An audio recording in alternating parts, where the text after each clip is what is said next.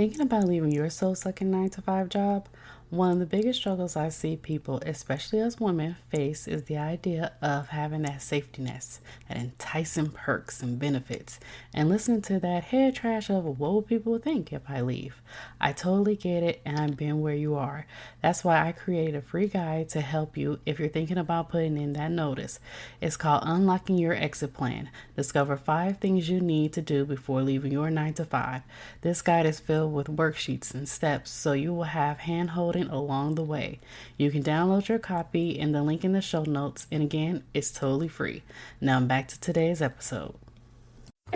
Hey there, let's face it, today's internet world is so saturated and everyone is fighting for that number one spot to be visible. It is no longer about running ads and having thousands of people on your email list. It is about building relationships and networking with others to grow your business and become visible. Hi, my name is Candace. I'm a podcast launch strategist and I help service-based business owners develop and deliver their message to the world by using platforms like podcasting and bringing valuable content to those who need to hear what they have to say. Welcome to the Hello C.S. Dorsey podcast. Welcome back to another episode of the Hello C.S. Dorsey podcast. I have Renee today on the podcast. Hi, Renee. How are you doing today? Hi, good. Fun to find out that you're in the same kind of area that I am in Northern California. Yes, I'm loving it. I rarely get Northern California people on the podcast. I'm always getting Florida, New York, or somewhere like in Africa. So I get it all. Like I get the East Coast, and it's so fun meeting people all around the world. So it's kind of nice to have someone on the same time zone and state as I am. So it's pretty cool. So tell everyone who you are and what you do. I'm Renee Harris, and as I said, I live in Northern California, pretty much born and raised around this area. And we have an online skincare business that is just basically products that we make and sell online. So that didn't happen. I didn't go to school for that. It wasn't something that I was searching and trying to do myself. It was something that kind of fell in my lap a little bit. It was starting with a problem that I had with my own skin. So I get a lot of those cuts and splits that you get in your fingers and heels, like in the summertime from walking around barefoot. And I've always been plagued with that just my whole life. So my mom has the same issue. And so she and I would always try to compare products or tell each other if we've ever found something that would fix it. We've had like the bag balm and the overnight gloves and all the different products that we would try to fix our skin, and nothing ever seemed to work. So I usually had Band-Aids all over my skin. And so, especially as a mom and you're doing a lot of hand washing, that was just a super big problem that I had. And then, so I started having kids. And then at the same time, I was into just learning how to make things at home. So not just cooking and stuff like that, but even making soap. So I learned some of those things. And then my mom came around and said, "Oh, I want you to try this. It worked really well for my skin." And I found it at a farmer's market. And she told me that it was this lotion bar, which didn't make sense because lotion is liquid. How can you have it in a bar form? So I Googled it and discovered what it was and how to make it and realized that's only 3 ingredients and I can find it at my local health food store. I'm going to try making it. So I'm kind of thinking it's probably not going to fix my skin, but I'll just make it for fun. And it turned out that it actually did. It completely fixed my skin. And not only that, but a few days later, my son came and he had some spots of eczema that he gets seasonally. So I thought I'll just try this on his eczema. And it totally helped with his eczema too. So this was something that was super unique and different, but it was something that completely solved my problem. And I hadn't thought, of course not, I hadn't thought at all about building a business out of it. That came later. And so then fast forward, a sign in our downtown little city that we have here was looking for vendors to have at a farmer's market. And I thought, oh, I wonder if this product, which is super unique and different, would be something fun for me and my boys. I had my boys at the time were like 8 and 10. Oh, we could just do this for fun. We'll just sell something at the farmer's market. And I was thinking more for their sake that they might enjoy it. They could learn how to sell something and we could just together kind of figure out how to do that. So we actually signed up and got all the paperwork done. We even had to file a business license. And I ended up realizing that I really loved the business side. And it wasn't just because I made money, because I really didn't make much money. We ended up trading a lot at the farmers markets, as a lot of vendors do. So you find out someone next to you is selling jam, and you got the kids are finding like homemade swords. And so rather than coming back with cash from what we were selling, we were coming back with stuff that we wanted to trade for at the farmers market. But at the same time, I just realized that I enjoyed having people come and have an issue with their fingers, and then me try to explain and tell them what this product is that they've never even heard of or used. And I just felt like it was a crash course in marketing and sales and just basically running a business. And it was great because I'm not one to get out there and sell stuff. I'm not like a busker trying to get people to come to my booth. That was uncomfortable for me, if anything. But because it was something I knew helped me, and I felt like I can help other people with it, it was great to have people come. We had samples. All the things that we learned about selling was pretty much at that farmer's market. And we did this for several months. And then after that, we were kind of thinking this would be fun to actually grow. And we decided to try and turn it into an online business. So in a nutshell, that's what we did. We took it online and learned a whole bunch of lessons about that, which I'll get into. But that's kind of the nutshell of how we started the business. And then later on, we just learned that we actually were sitting on a little pot of gold, because finding out that other people had skincare issues even worse than mine for different reasons became something that we could actually have this product help with. Yeah, that's awesome. Especially now, since, everybody's like washing their hands like 10 million times a day, and this cracking and everything. I think that's really great, because like my mom's hands is like really cracking. I get so worried. I'm like, Mom, your hand's not looking right. Because she is a firm believer in washing her hands. But as soon as when the pandemic hit, she did it in overdrive. Like, I was like, Mommy, your little hands, they don't look. And you know what? What is happening? It's the sanitizers that strip your skin. And, I had when I was in the hospital having my baby, the hand sanitizers, I could not believe it, because I was so used to just using my own soap and my own stuff, that to go into the hospital and use their soap and their hand sanitizers, I could not believe how much it's just stripped my skin. Like I couldn't even like put a shirt on without my, the shirt snagging my hands. It was just so bad. But yeah, I know that problem. It's real. Yeah, definitely. Yeah. Especially the things in hospitals, like really, really harsh. And they're definitely going to have to relook at that. But yeah, it's crazy. So, okay. So you already talked about the inspiration behind starting your business, which is so awesome. So can you remember a time in your business or starting out where you had like a hello moment?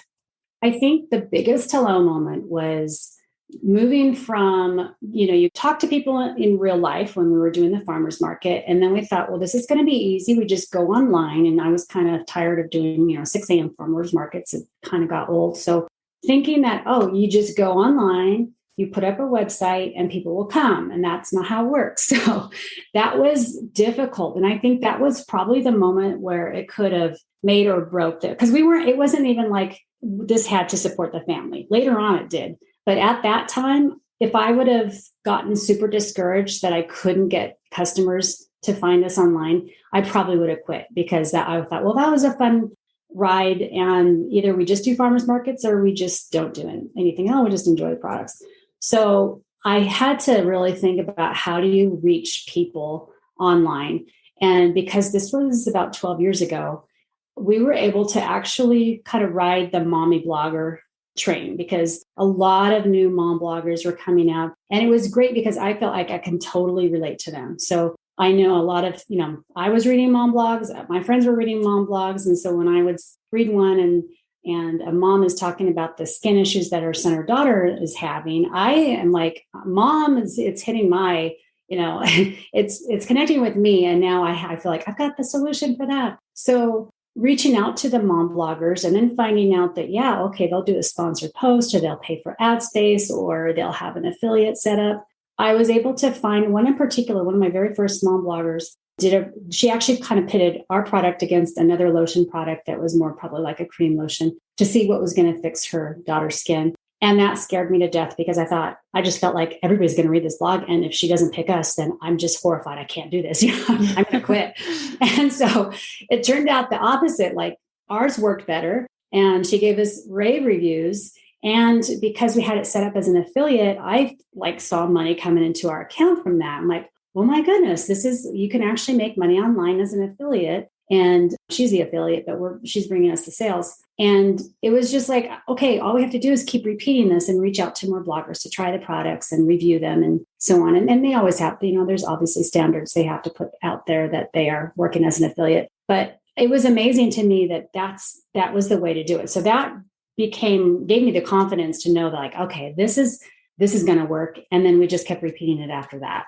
Oh, I love that. I'm writing this down because this is a strategy that can help not only your specific niche, but also pretty much any other niche that, all you have to do is just reach out to someone who has the audience that, you want to sell to or promote to, and just say, hey, mind trying this out for free? Or, if you want to be on my affiliate list, we could definitely work something out, do like a joint venture or something like that. But people don't realize that actually works. Yes. And now, back then it was the mom bloggers who are still around there. There's still blogs out there that will do this. Now it's the influencers, it's the YouTubers, it's the TikTokers. I mean, my son bought, what is it called? G Fuel, I guess. It's like this powder drink. Well, he has a powder form that you can buy it in a can. And he bought a container that was probably like $30. And I thought it was, oh, great, it's going to be loaded with sugar. But what is it? It's called G Fuel. And I think the G stands for gamer. So it's kind of like the gamer drink. And then they branded the drink to be all these high-end, just like top gamers that are super popular and have a huge following. So, which is brilliant. Like, okay, so they're naming a drink with the different flavors are based on different gamers. And so it got my son's attention. Thankfully, to the moms out there, if you have kids who buy this stuff, I thought it was going to be loaded with horrible ingredients. But we were looking at it, I'm like, no, actually, these are good ingredients. This is like, so I let him drink it all day long because, except for the expense, he has to pay for himself. But other than that, it's actually made with good stuff. So that's an example of that brand reaching out probably to those gamers who, hey, their face is on the brand, so they're going to promote it. And then that just grows the brand really well. Yes. That is so powerful. Hey there. Are you looking to start a podcast without the tech overwhelm? Let me guess. You probably searched on Google and YouTube on how to get started, but the instructions and video left you feeling like, huh?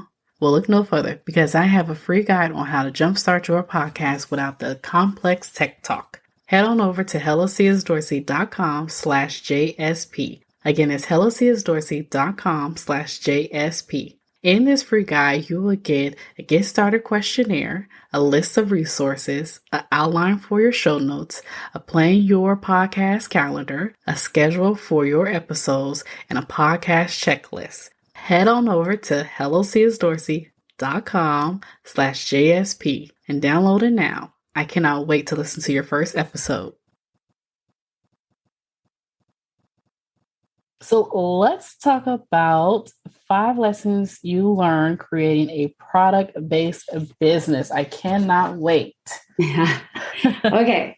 So product-based means it's going to be a physical product and you're going to have to set up the shipping and ship it or you can have a different fulfillment center and not do it yourself, but somehow a physical product that will get shipped. And if it's something that's different and unique, I'm just like a huge believer, and this is what we did, is to be willing to get it out there in as many hands as you can to try it and test it out. So, and you have to be willing to just give it away for free, but find your right market, because there's so much you get out back from the person who's trying it out. So I felt like our farmers market experience, if you have an opportunity to do a farmers market, that's great, but it could be anything, but to just have that test in real life for the market research.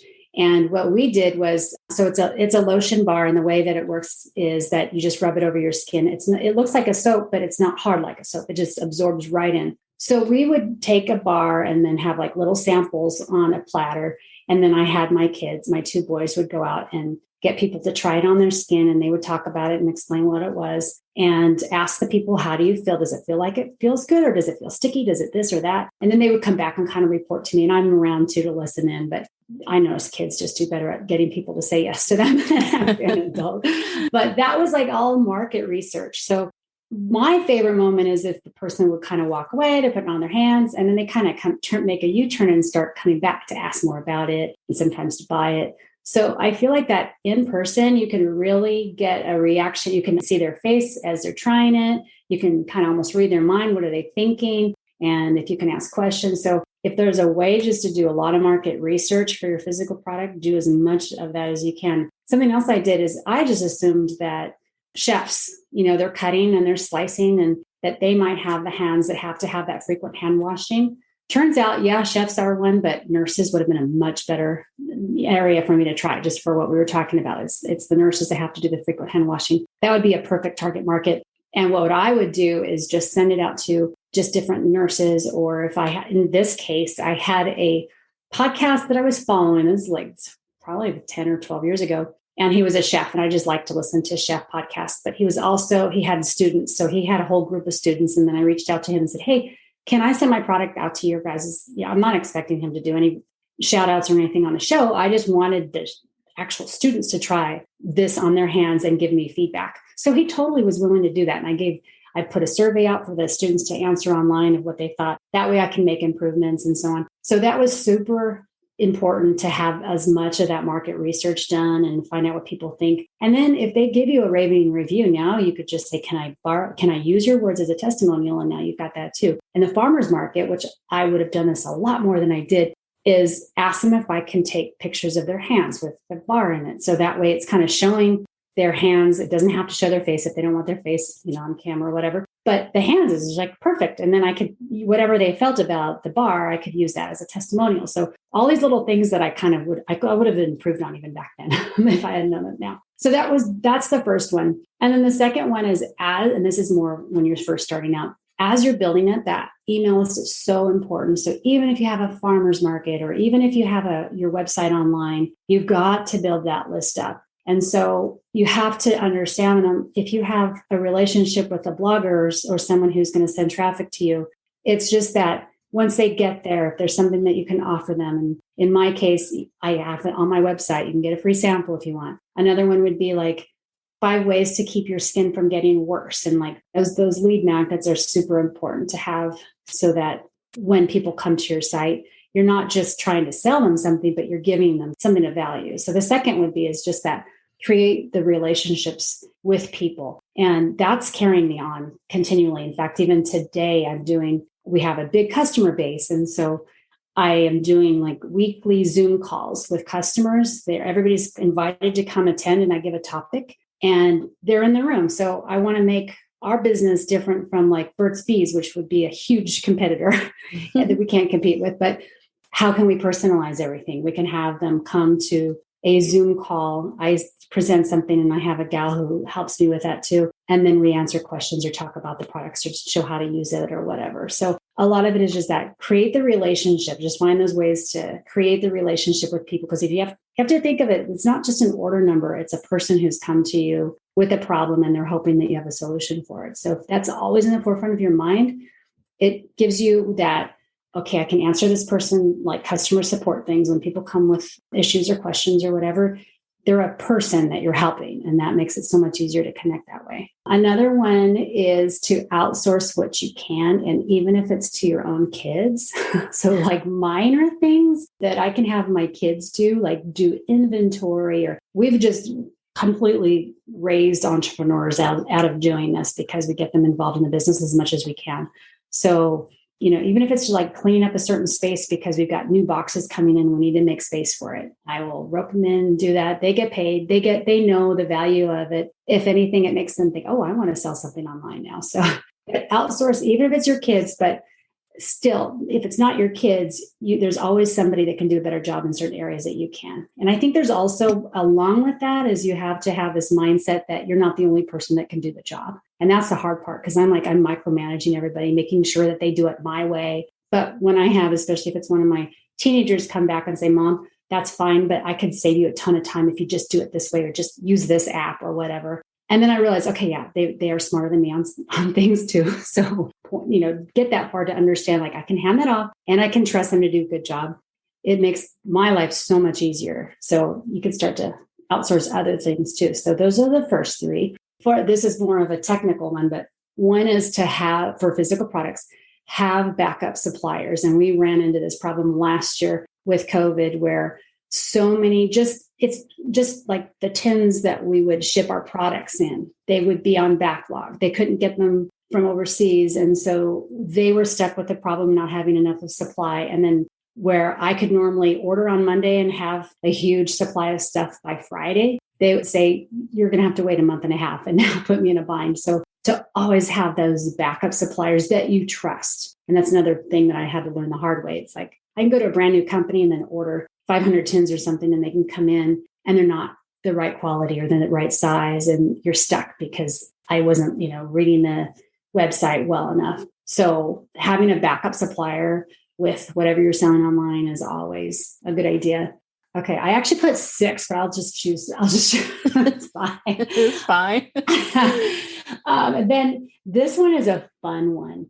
It is to see if you can sell a digital product along with your physical product. So, for example, I'm creating a course on aging skin. So, because a lot of times people come to us with certain skin issues, and maybe it's not just that they want their outer skin fixed, but there's some like habits and lifestyle. Could be stress. It could be the foods that they're eating. It could be as they age, their body can't tolerate certain things anymore, and it's affecting their skin. So we're creating a course that's going to teach people all the different areas that affect the skin that they can take care of. Like if you don't have enough magnesium, if you don't have enough vitamin D, all these other things that affect your skin that our products kind of help on the outside.